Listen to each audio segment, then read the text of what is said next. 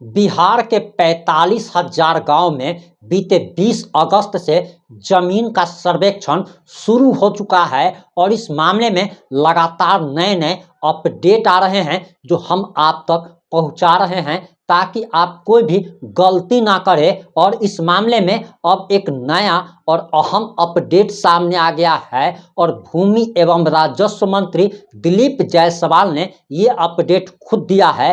उन्होंने नई घोषणा कर दी है, यानी कि कहीं ना कहीं बिहार से बाहर रहने वालों के लिए बहुत ही बड़ी राहत की खबर है।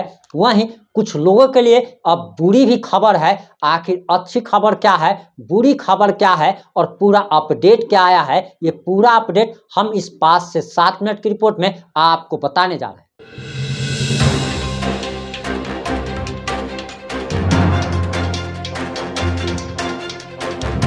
मैं प्रिंस कुमार सिंह और आप देख रहे हैं पॉजिटिव इंडिया। आपको बताते चले कि जमीन सर्वे में रोज नए नए अपडेट आ रहे हैं।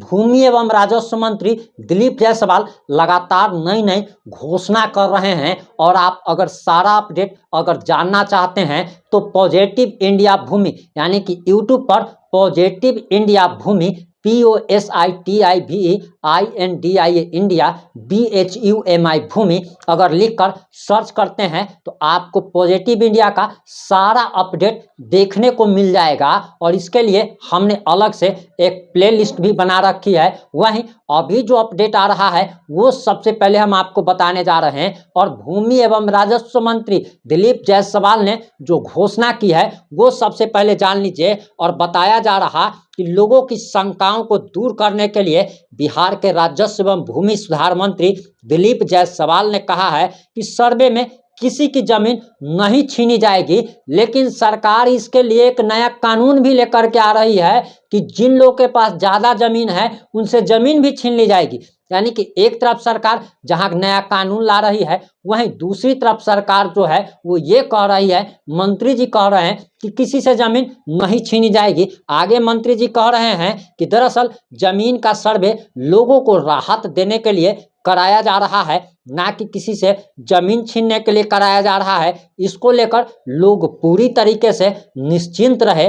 दरअसल बिहार के बहुत से लोग बिहार के बाहर रहते हैं, दूसरे राज्यों में अपना भरण पोषण के लिए रोजी रोजगार की तलाश में लोग बाहर रहते हैं, मजदूरी करते हैं, नौकरी करते हैं, तो कोई बिजनेस करता है। और ऐसे में उन्हें डर सता रहा है कि सर्वे के बाद उनकी जमीन उनसे छीन ली जाएगी, क्योंकि सर्वे के समय उनका मौजूद रहना जरूरी है। कोई नौकरी कर रहा है, कोई कुछ कर रहा है, आखिर हर व्यक्ति सर्वे के दौरान कैसे मौजूद रह सकता है। इसके लिए सरकार ने ऑनलाइन व्यवस्था भी की है कि अगर आप बिहार के बाहर रहते हैं तो बिहार से बाहर ही आप ऑनलाइन सारा डॉक्यूमेंट जमा कर सकते हैं, यानी कि सर्वे में आप भाग ले सकते हैं। वहीं इस पर मंत्री दिलीप जायसवाल ने स्पष्ट किया है कि जिन लोगों के पास अपनी जमीन की ऑनलाइन रसीद है, यानी कि जमीन आपकी है और उस जमीन की ऑनलाइन रसीद, यानी कि रसीद जो है दो तरीके से कटती है, एक ऑफलाइन कटती है, एक ऑनलाइन कटती है। लेकिन अगर आपके पास ऑनलाइन रसीद अगर जमीन की है तो आप अगर उस पर कब्जा भी है अगर आपका उस जमीन पर, तो उसे कोई भी कागजात दिखाने का कोई जरूरत नहीं है। यानी कि सरल भाषा में समझ लीजिए कि आपके पास जो जमीन है उस जमीन का आपके पास ऑनलाइन रसीद है, उस जमीन पर आपका कब्जा है, तब आपको सर्वे के लिए किसी और कागजात को दिखाने की कोई जरूरत नहीं है। और मंत्री जी ने कहा कि अब ऑनलाइन रसीद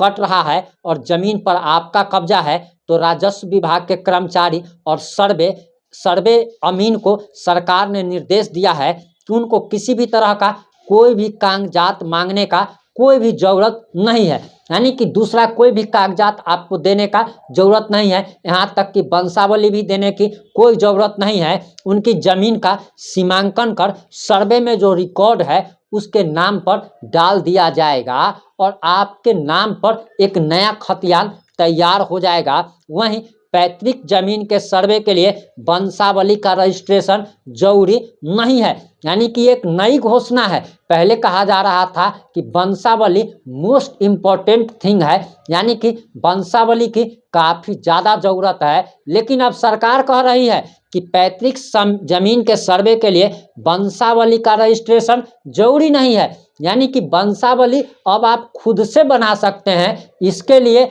आपको किसी सरकारी अधिकारी से, किसी मुखिया से, किसी भी जनप्रतिनिधि के पास आपको जाने की कोई ज़रूरत नहीं है। यानी कि सेल्फ अटेस्टेड आप खुद एक पेपर तैयार कीजिए और उस पेपर पर आप अपने परिवार की वंशावली खुद से बना सकते हैं। इसके लिए कहीं भी कोई भी सरकारी ऑफिस, कोई भी जनप्रतिनिधि, मुखिया, सरपंच, विधायक के पास जाने का कोई ज़रूरत नहीं है। वहीं आगे कहा जा रहा है कि पंचनामा या आपसी सहमति से बनी वंशावली भी मान्य होगी।